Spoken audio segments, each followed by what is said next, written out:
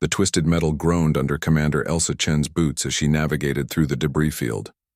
What remained of the alien vessel stretched across 3 kilometers of scorched earth, its crystalline hull fragments catching the dying light of Proxima Centauri. The battle had ended 6 hours ago, but the wreckage still smoldered with exotic energies that made her radiation detector click nervously. "Anything salvageable in Sector 7? Lieutenant Helen Rodriguez's voice crackled through the comm, distorted by the electromagnetic interference radiating from the alien technology.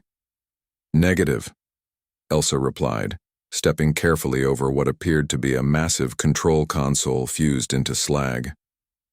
"This whole section is—" She froze. Through the static and hiss of cooling metal, she heard something impossible. A baby's cry. The sound was unmistakable, that primal wail that cut through every other noise and demanded attention. But it couldn't be human. No human ships had been lost in this engagement. The cry came again, weaker this time, from somewhere deeper in the wreckage. "Helen, did you copy that?" "Copy what, Commander?" Elsa moved toward the sound, her pulse rifle ready but lowered. The cry echoed again, and this time she pinpointed its location, beneath a collapsed section of what might have been the ship's command deck. Strange symbols still glowed faintly on the partially buried surfaces, pulsing in rhythm with the distant sobbing. "I'm investigating something in my sector," she reported. "Maintain position and monitor for hostile survivors." "Understood, but be careful. Intelligence says these Vorthak don't take prisoners." The Vorthak. Humanity had been at war with them for 3 years, ever since their first contact had resulted in the glassing of New Geneva. They were ruthless, efficient, and utterly alien in their psychology. Everything the xenobiologists had learned suggested they viewed other species as either resources to exploit or obstacles to eliminate. Elsa found a gap in the wreckage and squeezed through, following the sound. Her helmet's light cut through the darkness, revealing corridors that defied human architectural logic, walls that curved in impossible directions, floors that seemed to flow like liquid metal frozen mid-wave. The baby's cry grew stronger. She emerged into what must have been a nursery. The room was filled with dozens of crystalline pods, each one roughly the size of a human infant's crib. Most were dark and cracked, but 3 still glowed with internal light. Inside the nearest pod, something small and helpless writhed and cried with unmistakably infant distress. Elsa's breath caught. The creature was clearly Vorthak. 6 limbs, scaled skin that shifted color with its emotions, and eyes that held an intelligence far beyond its apparent age. But it was still a baby, abandoned in a dying ship, crying for help that might never come. She had standing orders about Vorthak survivors. High command was very clear. No prisoners, no exceptions. The war had been too brutal, the losses too great.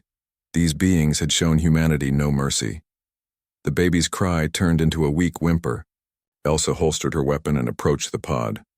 Her hands found the release mechanism, surprisingly simple, designed to be operated quickly in an emergency.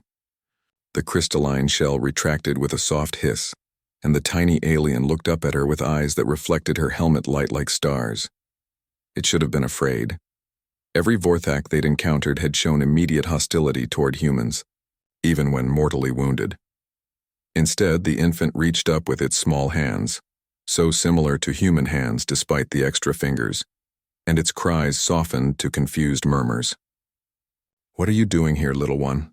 Elsa whispered, knowing it couldn't understand her words but hoping her tone would convey safety. A sound behind her made her spin around, rifle instantly in her hands.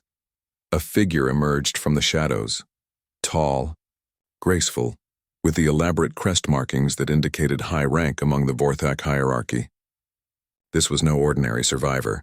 This was royalty. The alien queen, for she could be nothing else, should have attacked immediately, should have called for help or activated some hidden weapon.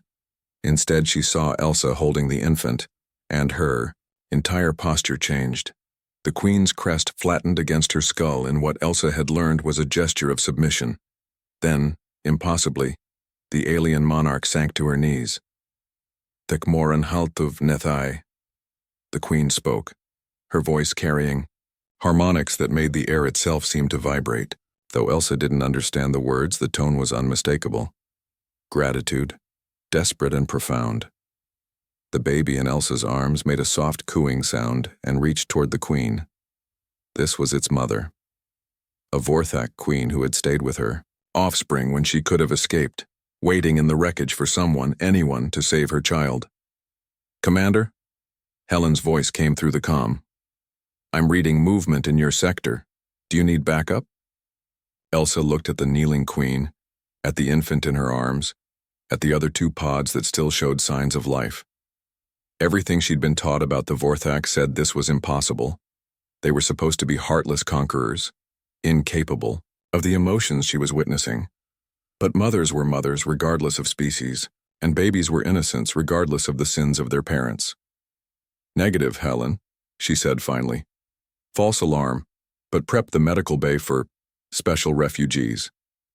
The queen's eyes widened as Elsa gently handed her the infant. Understanding passed between them.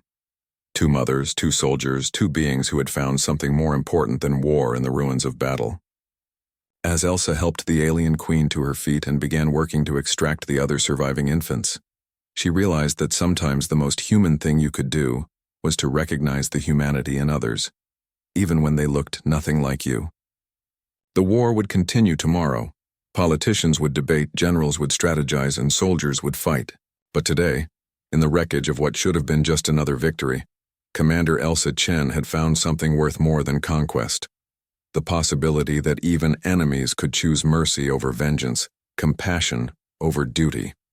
The baby cooed. Again, and for the first time in 3 years of war, Elsa smiled and meant it.